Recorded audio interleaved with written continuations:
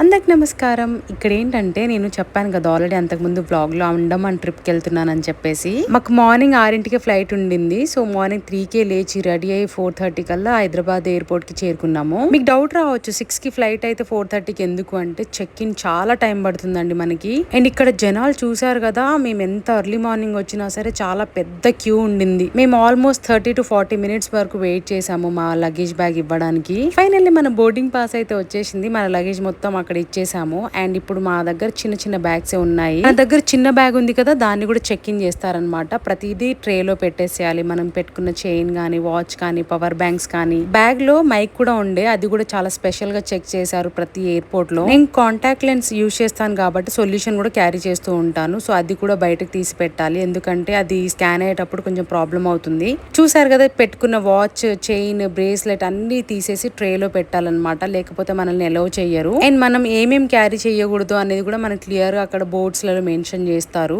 Flight journey అంటే చాలా జాగ్రత్తగా ఉండాలి కాబట్టి ఇన్ని చెక్ ఇన్స్ తప్పవన్నమాట, మన మంచి కోసమే. ఫైనల్లీ మన సెకండ్ చెక్ ఇన్ కూడా అయిపోయింది. ఇంకెళ్ళి ఫ్లైట్ గేట్ నెంబర్స్ ఇస్తారనమాట మనకి. ఆ గేట్ నెంబర్ వెతుక్కొని కూర్చోవడమే. చెక్ ఇన్ అవ్వగానే లోపలికి ఎంటర్ అవ్వగానే మీకు ఇక్కడ చూసారు కదా, అన్ని షాప్స్ ఉంటాయి, పెద్ద పెద్ద స్టాల్స్ ఉంటాయి. షాపింగ్ మాల్ టైప్ లోనే ఉంటుంది. మీకు బ్రేక్ఫాస్ట్, లంచ్ అండ్ డిన్నర్ కూడా అక్కడే అవైలబుల్ లో ఉంటుంది. లాంజెస్ ఉంటాయి, మీరు కావాలంటే లాంజెస్ కి వెళ్ళేసి బ్రేక్ఫాస్ట్ చేయొచ్చు. మాకు బేసికలీ టైం లేకుండే అనమాట, సగం టైం మొత్తం చెక్ ఇన్ దగ్గరే అయిపోయింది. సో మేము ఒక 30 మినిట్స్ వెయిట్ చేసాము. 30 మినిట్స్ ఉంది కదా, బ్రేక్ఫాస్ట్ చేయొచ్చు అనుకున్నాం కానీ లేదండి, కొంచెం లేట్ అయినా మళ్ళీ అటు ఇటు అయిపోతుంది. అర్లీ మార్నింగ్ యాక్టివ్ గా ఉండాలి, డల్ గా ఉండకూడదు అని చెప్పేసి పక్కనే ఉన్న మినర్వాలో కాఫీ తీసేసుకున్నాము. నిజం చెప్పాలంటే చూసినంత ఈజీగా ఉండదండి flight journey. Actually check in, checkout దగ్గరే చాలా టైం అయిపోతుంది అనమాట. ఫ్లైట్ జర్నీ చాలా తక్కువ సేపు ఉన్నా సరే వీటన్నిటికీ చాలా ఎక్కువ టైం తీసుకుంటుంది. మన లగేజ్ ఇవ్వడము కొంచెం హడావుడిగా ఉంటుంది, గేట్ నెంబర్ చెక్ చేసుకోవడము, టర్మినల్స్ ఉంటాయి అండ్ అనౌన్స్మెంట్స్ ఉంటాయి. ఇవన్నీ చాలా చాలా టైం టేకింగ్ ప్రాసెస్.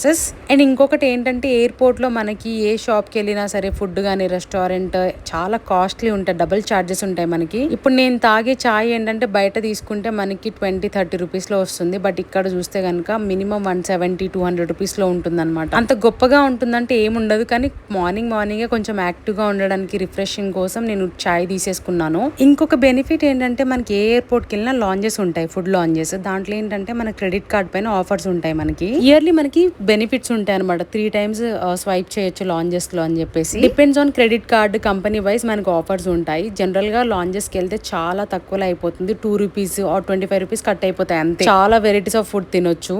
చాయ్ తాగడం అయితే అయిపోయింది. మన గేట్ నెంబర్ దగ్గర వచ్చేసాను. గేట్ నెంబర్ 112 చూసారు కదా, ఇక్కడ కూడా పెద్ద క్యూ ఉంటుంది. బోర్డింగ్ పాస్ రెడీగా పెట్టుకోవాలి, ఎందుకంటే అక్కడ ఇంకొక స్కాన్ ఉంటుంది అనమాట. అలా చాలా చెక్కింగ్స్ ఉంటాయి మనకి. ప్లేన్ కొంచెం గేట్ కి దూరంలోనే ఉంటుంది అనమాట. సో మనల్ని బస్ లో తీసుకెళ్తారు. గేట్ దగ్గర నుంచి ఫ్లైట్ వరకు జస్ట్ 2 minutes అండి, వాళ్ళే పికప్ అండ్ డ్రాప్ చేస్తారు. చూసారు కదా వెనకాల మొత్తం ఫ్లైట్స్ అన్ని ఎలా వరుసగా ఉన్నాయో, 24/7 ఇట్లా యాక్టివ్ గా ఉంటాయి అనమాట ఎయిర్పోర్ట్స్ అన్ని. ఇంకా హైదరాబాద్ గానీ, బెంగళూరు ఎయిర్పోర్ట్స్ అయితే చాలా బిజీగా ఉంటుందండి. నిజంగా చెప్పాలంటే రైల్వే స్టేషన్ కానీ, బస్ స్టేషన్, అక్కడ కూడా అంతమంది జనాలు ఉన్నారనమాట. అంతమంది క్రౌడ్ ఉంటుంది ఇక్కడ ఎయిర్పోర్ట్ లో. మీరు ఏ టైంకి వెళ్ళినా సరే క్రౌడ్ అయితే కంపల్సరీ ఉంటుంది. అండ్ ఫైనల్లీ మన ఫ్లైట్ దగ్గరికి అయితే వచ్చేసాము. ఇక్కడ ఫైనల్ చెక్కింగ్ అనమాట. మన బోర్డింగ్ పాసెస్ మనం రెడీగా చేతిలోనే పెట్టుకోవాలి. కొంచెం మిస్ అయినా సరే మళ్ళీ ప్రాబ్లం అవుతుంది. కొన్ని చోట్ల అయితే ఆధార్ కార్డు కూడా రెడీగా పెట్టాలి. ఆధార్ కార్డ్ అనే కాదు, ఏదైనా ఐడి ప్రూఫ్ అయితే కంపల్సరీ ఉండాలి. ఇంక ఇదే ఫైనల్ స్కానింగ్ అనమాట. అయిపోయింది, ఇంకా మన లోపలికి వెళ్ళిపోవడమే. ఇప్పుడు చూసారు కదా మనం ఎక్కేవి స్టెప్స్ లాగున్నాయి, అవన్నీ మూవబుల్ అనమాట. ఏ ఫ్లైట్ వస్తే దాని ముందు అలా మూవ్ చేసేస్తూ ఉంటారు. కానీ ఎప్పుడు ఫ్లైట్ ఎక్కినా చాలా ఎగ్జైటింగ్ గా, చాలా కొత్తగా అనిపిస్తుంది. నాకైతే చాలా హ్యాపీగా అనిపిస్తూ ఉంటుంది. 2 గంటలు చెక్కిన తర్వాత లోపలికి అయితే వచ్చేసిన తర్వాత చాలా రిలాక్స్ అయితే అవుతుంది అనమాట. అండ్ ఇక్కడ మన సీట్ వైజ్ చూసుకుంటూ వెళ్ళిపోవడమే. మాకేంటంటే 10th సీట్ నెంబర్ వచ్చింది. సో అలా చెక్ చేసుకుంటూ మన సీట్ దగ్గరికి అయితే వెళ్ళి కూర్చోవాలి. దేవుడా నాకు విండో సీట్ వస్తే బాగుండు దేవుడా అనుకున్నా, కానీ అన్లక్కి రాలేదండి, వేరే వాళ్ళు కూర్చున్నారు అక్కడ ఆల్రెడీ. మన సీట్ దగ్గరకు వచ్చి కూర్చున్న తర్వాత ఇక్కడ చూసారు కదా, సీట్ కి మనకు ఒక ట్రే లాగా ఉంటుంది అనమాట. ఫుడ్ కానీ, కాఫీస్, టీ తాగేటప్పుడు అలా పెట్టుకొని తాగొచ్చు మనము. మనకి కొన్ని మాన్యువల్స్ కూడా ఇస్తారు, మన సేఫ్టీ ప్రికాషన్స్ అవన్నీ కూడా మనకి క్లియర్ గా స్టెప్ బై స్టెప్ మెన్షన్ చేస్తారు. ఎలాగో ఎయిర్ హోస్టెస్ కూడా అవే ఎక్స్ప్లెయిన్ చేస్తారు మనకి. కానీ ప్రతి ఫ్లైట్ లో ఇవి చాలా ఇంపార్టెంట్ అన్ని వాళ్ళు చెప్తున్నప్పుడు డెఫినెట్ గా విని మనం తెలుసుకోవాలన్నమాట. అస్సలు లైట్ తీసుకోకూడదు.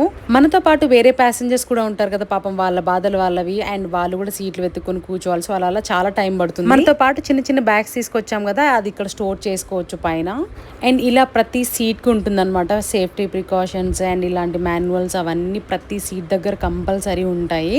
4:30కి మనం వచ్చాం కానీ చెక్ ఇన్ చేయడానికి లోపల కూర్చోడానికి అండ్ చాలా టైం టేకింగ్ ప్రాసెస్.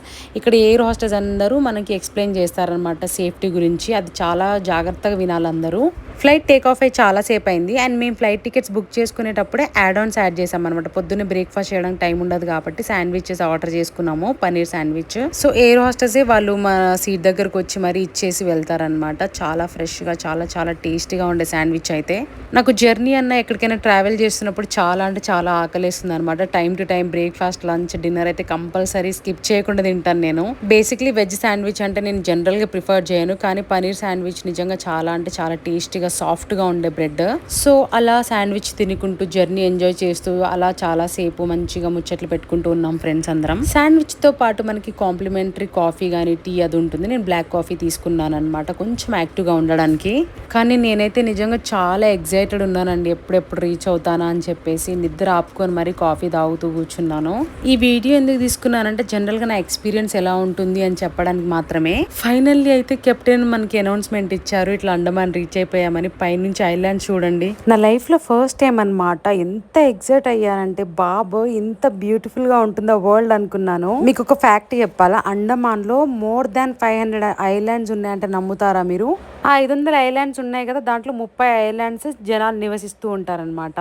అండ్ ఇంకొన్ని ఐలాండ్స్ అయితే ప్రైవేట్ ఐలాండ్స్ అండి, మనకి ఆ ప్రిమైజెస్ లో కూడా రానివ్వరు అనమాట. అంటే ప్రైవేట్ ప్రాపర్టీ లాగా.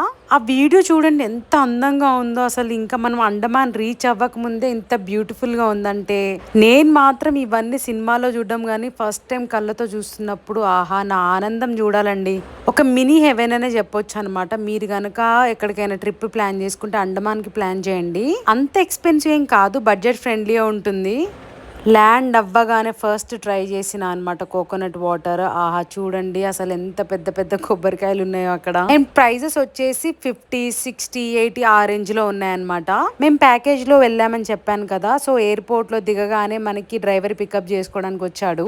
సో జనరల్ గా నేను అక్కడ ట్రాఫిక్ రూల్స్ గురించి అండ్ ఇక్కడ ఎలా ఉంటుంది అని చెప్పేసి మొత్తం డీటెయిల్ గా కనుక్కుంటున్నాను. అండ్ ఫస్ట్ టైం కొబ్బరి బొండ తాగినప్పుడైతే టేస్ట్ చాలా డిఫరెంట్ గా ఉండే. అదే నేను డ్రైవర్ని అడుగుతున్నా టేస్ట్ ఏంటి ఇంత డిఫరెంట్ గా ఉంది అని చెప్పేసి. అలా మాట్లాడుకుంటూ నేనైతే జెట్టి దగ్గరకు వచ్చేసాను అనమాట. సో బేసికలీ ఫస్ట్ 2 days మేము హ్యావ్లాక్ ఐలాండ్ బుక్ చేసుకున్నాము. సో మనం ఏంటంటే ఫెరీలోనే వెళ్ళాలి. ఇక్కడ కూడా కొన్ని లగేజ్ బ్యాగ్ చెక్ ఇన్స్ ఉంటాయి మనకి. సో అండ్ వెయిటింగ్ పీరియడ్ ఒక 30 to 40 minutes ఉంటుందన్నమాట. ఇక్కడ కూడా క్రౌడ్ అయితే బీభత్సంగా ఉంది. And this is the best time to visit అనమాట, మార్చ్ అండ్ ఏప్రిల్ లో. ఫెరీ అయితే ఎంత బ్యూటిఫుల్ గా ఉందండి, నిజంగా నా లైఫ్ లో ఎప్పుడు చూడలేదు అలాంటిది. నేను లైవ్ లో చూసి అసలు ఎక్స్పీరియన్స్ చేస్తున్నాను ఇవాళ. ఫెరీ టికెట్స్ కూడా మనం ప్యాకేజ్ లోనే ఇంక్లూడ్ అయి ఉంటాయి. సో మినిమం 1500-2000 రేంజ్ లోపే ఉంటాయి అన్నమాట. పోర్ట్ బ్లేయర్ నుంచి హ్యావ్లాక్ వెళ్ళడానికి మేము నాటికా బుక్ చేయించుకున్నాము. మాకు జర్నీ అయితే 2 గంటలు పట్టింది. నాకైతే ఇక్కడ నాటికా దగ్గర కూడా ఎక్స్పీరియన్స్ ఎలా ఉండే అంటే ఫ్లైట్స్ దగ్గర చెక్ ఇన్స్ బ్యాగేజ్ అవన్నీ ఎలా ఉండేనో సేమ్ ప్రాసెస్ ఇక్కడ అనమాట. మొత్తానికి నా లైఫ్ లో ఫస్ట్ టైం ఒక ఫెర్రీ ఎక్కుతున్నాను. అసలు ఆ జర్నీ ఎంత క్రేజీగా ఉండేనంటే నేనైతే కలలో కూడా అనుకోలేదు. ఆ టైటానిక్ సినిమా చూసినప్పుడు వావ్ అంత పెద్ద షిప్పా అనుకునేదాన్ని. బట్ అట్లీస్ట్ ఆ ఫెర్రీ కూడా ఎక్కడం చాలా అదృష్టంగా ఫీల్ అయ్యాను. మన సీట్ లో కూర్చున్న తర్వాత బయట వ్యూ చూడండి. మేము జెట్టి దగ్గర ఉన్నాము. ఎటు చూసిన బోట్సే ఉంటాయి, షిప్సే ఉంటాయి మనకి. మీకు చూడడానికి ఫెరీ చాలా స్లోగా వెళ్తున్నట్టు ఉంది కదా, కానీ జెట్ స్పీడ్ లో వెళ్తుందండి బాబోయ్. చాలా అంటే చాలా స్పీడ్ గా వెళ్తుంది. లక్కీగా నాకు ఇక్కడ విండో సీట్ దొరికింది. ఏంటంటే నేను ఫ్లయింగ్ ఫిషెస్ కూడా చూశాను ఫస్ట్ టైం నా లైఫ్ లో. చూడండి దగ్గర నుంచి ఎంత స్పీడ్గా వెళ్తున్నాయో ఫెర్రీస్ అనేవి. మనకి దూరం నుంచి ఉన్నప్పుడు అంతగా స్పీడ్ తెలియదు. పోర్ట్ బ్లేయర్ టు హ్యావ్లాక్ వచ్చేసి 64 kilometers 2 hours లో మమ్మల్ని డ్రాప్ చేశారనమాట. హ్యావ్లాక్ అయితే వచ్చేసాము. వామ్మో అసలు వ్యూ అయితే దిమ్మ తిరిగిపోయిందండి. ఈ వీడియో నచ్చితే కనుక ఒక లైక్ చేసేసేయండి. మళ్ళీ నెక్స్ట్ వీడియోలో కలుద్దాం. బాయ్.